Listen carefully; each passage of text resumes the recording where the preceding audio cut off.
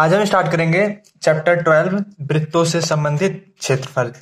Chapter 1 से 6 तक हमने करा दिया है। उन सभी वीडियो का प्लेलिस्ट डिस्क्रिप्शन में है, उसे देख लीजिएगा। ठीक, तो आज हम स्टार्ट करेंगे वृत्तों से संबंधित क्षेत्रफल। तो इस चैप्टर को शुरू करने से पहले हम आपको इस चैप्टर में यूज होने वाले बेसिक चीजों के बारे में इस वीडियो में बताएंगे। इसके बाद हम एक्सरसाइज 12.1, 12.2, 12.3 को सॉल्व करेंगे। ठीक, तो पहले हम जान लेते हैं कि परिमाप किसे कहते हैं। जैसा कि हम लोगों ने सुना हुआ है कि आयत का परिमाप, वर्ग का परिमाप, इन सब का मतलब क्या होता है, मतलब परिमाप शब्द का मतलब क्या होता है। ठीक, तो पहले हम जानेंगे परिमाप किसे कहते हैं। जैसा कि नाम से ही पता चल रहा है, परि मतलब क्या होता है, चारों ओर। माप मतलब मापना, मतलब चारों ओर की लंबाई को माप दीजिए, वही परिमाप कहलाएगा। ठीक, जैसे एक आयत है। अब ये आयत क्या है? आयत एक ऐसी आकृति होती है जिसके आमने सामने की भुजा की लंबाई बराबर होती है। ठीक, जैसे ये मान लीजिए इस आयत की लंबाई 6 सेंटीमीटर है, तो इसके सामने वाली भुजा भी 6 सेंटीमीटर होनी चाहिए और चौड़ाई इसकी 4 सेंटीमीटर मान लीजिए, तो इसके सामने वाली भुजा की लंबाई भी 4 सेंटीमीटर होनी चाहिए। ऐसी आकृति जिसके आमने सामने की भुजाएं बराबर होती हैं आयत कहलाती हैं। ठीक, तो अगर हम कह दें कि आपको आयत दिया गया है और चारों भुजाओं की लंबाई दी गई है 4 सेंटीमीटर, 6 सेंटीमीटर, 4 सेंटीमीटर, 6 सेंटीमीटर, तो हम कह दें ना कि आप इसका परिमाप निकाल कर दिखाइए। तो आप लोग क्या करेंगे ना, जैसा कि देखिए परिमाप लिखा है, परिमाप मतलब चारों भुजाओं के माप को जोड़ दीजिए। ठीक, ए बी सी डी है, तो हम कह दें ए बी सी डी का परिमाप निकाल दीजिए। ए बी सी डी का परिमाप, तो चारों भुजाओं को क्या कर दीजिए, जोड़ दीजिए। ठीक, तो 6 सेंटीमीटर धन 4 सेंटीमीटर धन 6 सेंटीमीटर धन 4 सेंटीमीटर, तो देखिए हमारा क्या होगा, 6 4 10, 10 6 16, 16 4 20, 20 सेंटीमीटर हो जाएगा। ए बी सी डी का परिमाप कितना हो गया, 20 सेंटीमीटर। इन सबको जोड़ेंगे हमारा 20 सेंटीमीटर आएगा। तो आप लोग सोच रहे होंगे ये कैसे हमने कर दिया, चारों भुजाओं को जोड़ करके इसका परिमाप 20 सेंटीमीटर लिख दिया। आप लोग सोच रहे होंगे आयत का परिमाप तो 2 गुणे लंबाई धन चौड़ाई होता है। दोनों ही सही है, आयत का परिमाप का सूत्र होता है 2 गुणे लंबाई धन चौड़ाई, और चाहे तो आप इन सभी भुजाओं को जोड़ दीजिए। अभी मैं आपको बताते हैं कि आयत का परिमाप 2 गुणे लंबाई धन चौड़ाई कैसे होता है। ठीक, जैसे एक आयत बना लेते हैं हम, इसका नाम लिख दीजिए ए बी सी डी। इस भुजा की लंबाई हम एल मान लेते हैं, तो सी डी भुजा की लंबाई कितनी होगी, एल ही होगी। और अगर हम ए डी भुजा की लंबाई बी मान लें, तो बीसी भुजा की लंबाई कितनी होगी, बी ही होगी, क्योंकि आयत के सम्मुख भुजाएं क्या होती हैं, बराबर। एबीसीडी का परिमाप निकालिए, देखिए क्या होगा, जोड़ दीजिए L plus B plus L plus B, तो एल यहां पर भी है, एल यहां पर भी है, L L 2L plus B B 2B हो जाएगा। और दोनों में देखिए 2 क्या है, कॉमन है, तो कॉमन निकाल लीजिए, तो 2 इंटू एल प्लस बी। अब देखिए एबीसीडी का परिमाप, या फिर आप कह सकते हैं आयत का परिमाप 2 गुणे एल मतलब लंबाई, बी मतलब चौड़ाई, तो आयत का परिमाप 2 गुणे लंबाई धन चौड़ाई देखिए हमारा आ गया। ठीक, अब हम बात करेंगे वर्ग के परिमाप के बारे में।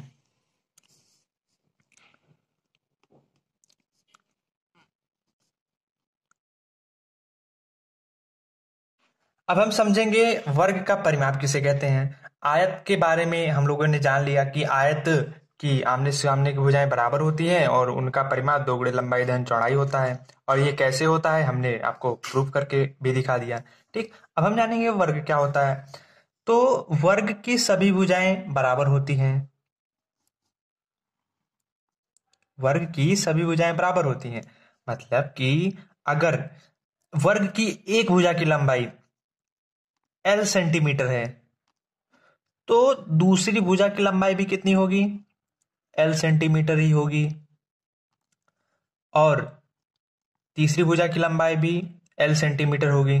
और चौथी भुजा की लंबाई भी क्या होगी? L centimetre. वर्ग किसे कहते हैं समझ में आया? वर्ग की सभी भुजाएं आपस में क्या होती है? बराबर होती हैं।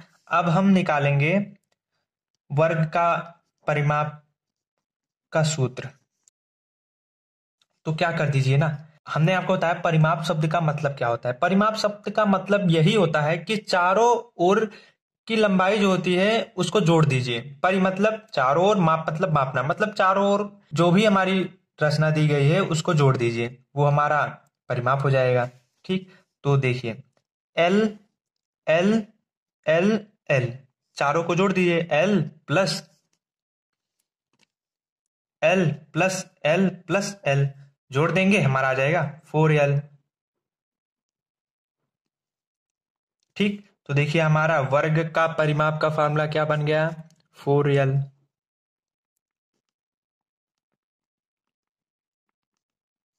ये सब आपके एक्सरसाइज में ये सब फॉर्मूला यूज होगा, इसलिए हम आपको पहले ही ये बता दे रहे हैं। ठीक, अब हम बात करेंगे क्षेत्रफल के बारे में। आयत का क्षेत्रफल क्या होता है? पहले हम समझ लेते हैं क्षेत्रफल किसे कहते हैं। अगर आपको नॉर्मली बताना हो कि क्षेत्रफल किसे कहते हैं तो लंबाई और चौड़ाई का गुणनफल हमारा क्षेत्रफल कहलाता है। ठीक, तो देखिए ये आयत है, ABCD आयत है ना, इसकी लंबाई कितनी है? L है, तो लिख दीजिए L इंटू चौड़ाई B है तो लिख दीजिए B। तो क्षेत्रफल जब भी आए तो आप क्या कर दीजिए? लंबाई और चौड़ाई का गुणा। लंबाई चौड़ाई का गुणा क्या होता है? क्षेत्रफल होता है। ठीक, अब वर्ग का क्षेत्रफल निकालते हैं। हमने आपको बताया किसी भी आकृति का क्षेत्रफल निकालना हो तो लंबाई गुणे चौड़ाई कर दीजिए, तो लंबाई गुणे चौड़ाई। ठीक, तो देखिए वर्ग हमारा देखिए ये है, इसमें हमारी लंबाई कितनी है? L सेंटीमीटर है, तो यहां पर लिख दीजिए L गुणे चौड़ाई। इसमें देखिए हमारा चौड़ाई कितना है? L है, यहां पर L लिख दीजिए। L का गुणा L में कराएंगे, हमारा आ जाएगा L स्क्वायर। ठीक, L क्या है? भुजा है ना, भुजा लिख दीजिए, ऊपर स्क्वायर है, स्क्वायर लगा दीजिए। तो आयत का क्षेत्रफल L गुणे B या फिर लंबाई गुणे चौड़ाई कह सकते हैं। और वर्ग का क्षेत्रफल भी लंबाई गुणे चौड़ाई ही होता है, लेकिन वर्ग की सभी भुजाएं बराबर होती हैं तो इसमें लंबाई भी L है, चौड़ाई भी L है, तो L का मल्टीप्लाई L में कराएंगे, हमारा आ जाएगा L स्क्वायर। L क्या है? भुजा है, तो हमने यहाँ पर भुजा लिख दिया, ऊपर स्क्वायर है, स्क्वायर लिख दीजिए। ठीक, अब हमारा यहां से टॉपिक शुरू होता है वृत्त से। ठीक, इसको ध्यान से समझिएगा। अब वृत्त किसे कहते हैं? कोई सा भी एक फिक्स पॉइंट ले लीजिए, यहां से मान लीजिए हम यहां से एक फिक्स पॉइंट ले लेते हैं। इस फिक्स पॉइंट से एक ऐसी रचना बनाइए जिससे चारों ओर मापे तो हमारा समान दूरी आए। मतलब देखिए ये फिक्स पॉइंट है, यहां से एक ऐसी आकृति का निर्माण कीजिए जिससे चारों ओर की लंबाई बराबर हो। मतलब ऐसे देखिए, ये हम वैसे बना दे रहे हैं रफ ऐसी आकृति, जैसे यहां पर भी मापेंगे तो हमारा आर आना चाहिए। आर मतलब कि 5 सेंटीमीटर, 4 सेंटीमीटर जितना आपने लिया है। ठीक, तो 4 सेंटीमीटर, 3 सेंटीमीटर, 2 सेंटीमीटर, वो इस फिक्स पॉइंट से जितनी दूरी पर आपने खींचा है, तो यहां पर मान लीजिए आर, अगर यहां से यहां मापेंगे तो हमारा आर आना चाहिए, यहां से यहां मापेंगे तो भी हमारा आर आना चाहिए, यहां से यहां मापेंगे तो भी आर आना चाहिए, यहां से यहां मापेंगे तो भी आर आना चाहिए। मतलब हर जगह से अगर हम मापे तो हमारा आर आना चाहिए। मतलब किसी फिक्स पॉइंट से अगर हम एक ऐसी रचना का निर्माण करते हैं जिसको हम लोग नापें, फिक्स पॉइंट से उसके चारों ओर की दूरी को मापें, तो अगर हमारा बराबर आ जाए तो ऐसी आकृति हमारी क्या कहलाती है? वृत्त कहलाती है। ठीक, अब हम जानेंगे कि वृत्त का केंद्र किसे कहते हैं। ये देखिए वृत्त है, वृत्त का केंद्र जो होता है एक फिक्स पॉइंट होता है, और ये इस फिक्स पॉइंट से अगर हम इसके चारों ओर की दूरी को मापेंगे तो हमारा क्या आएगा, दूरी बराबर ही आएगी ना। ठीक, यहां से यहां मापेंगे आर आएगा, तो इस बिंदु को क्या कहेंगे, वृत्त का केंद्र।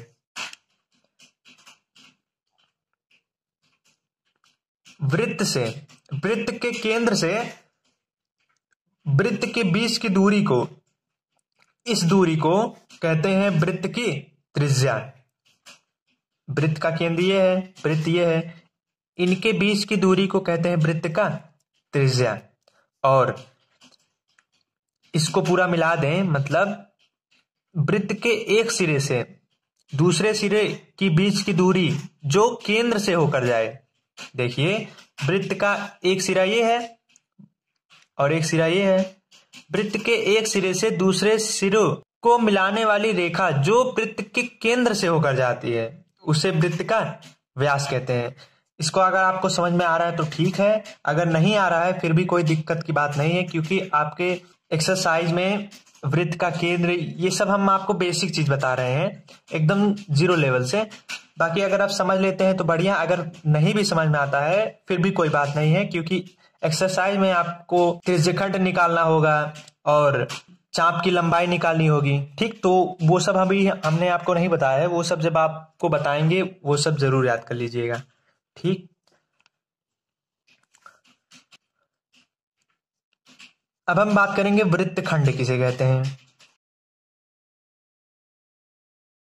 जैसा कि नाम से ही पता चल रहा है कि वृत्त का खंड, खंड मतलब टुकड़ा कर दिया जाए। जैसे एक वृत्त देखिए हमारा ये है, इसका हम एक ऐसे टुकड़ा कर देते हैं। देखिए, इसको हम यहां से इसका ऐसे टुकड़ा कर देते हैं, तो देखिए ये देखिए एक भाग ये है हमारा और एक भाग हमारा ये है। तो ये वाला जो भाग है ये वृत्त का खंड है और ये भी क्या है, वृत्त का खंड है। ठीक, ये वृत्त का बड़ा खंड है और ये वृत्त का छोटा खंड है। देखिए ये छोटा है ना, ये वाला, ये देखिए छोटा है, यहां से यहां तक ही है, और ये यहां से यहां तक है, तो ये होगा दीर्घ वृत्त खंड। टॉपिक आपका यहां से शुरू हो रहा है, ठीक, इसलिए आप लोग यहां से ध्यान से समझिएगा। दीर्घ वृत्त खंड, और देखिए ये छोटा दीर्घ खंड है ना, ये छोटा है ना, ये बड़ा था इसलिए इसका नाम दीर्घ वृत्त खंड हुआ, और ये छोटा है तो इसका नाम लघु वृत्तखंड होगा।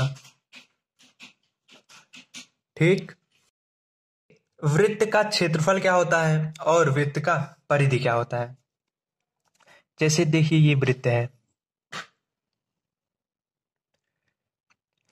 वृत्त के जहां पर देखिए छायांकित भाग हम दर्शा रहे हैं, अगर यहां से यहां तक की अगर हमको पूरा निकालना हो क्षेत्रफल, यहां से यहां तक पूरा क्षेत्रफल निकालना हो, तो वृत्त का क्षेत्रफल का फार्मूला होता है पाई आर स्क्वायर। ठीक, जैसा कि इसमें क्वेश्चन में दिया रहेगा कि त्रिज्या 4 सेंटीमीटर 5 सेंटीमीटर, तो पाई का मान 22/7 रख दीजिएगा। आर का मान अगर दिया होगा क्वेश्चन में 5 तो यहां पर 5 लिख दीजिएगा, 4 दिया होगा 4 लिख दीजिएगा। ठीक, वृत्त का परिधि किसे कहते हैं।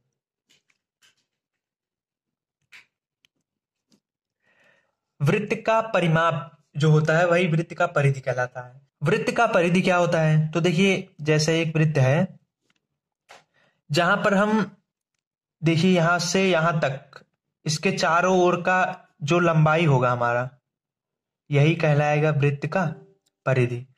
जैसे कि अगर हम यहां से शुरू करते हैं तो यहां से यहां तक पूरा जो लंबाई होगा वही हमारा कहलाएगा वृत्त का परिधि।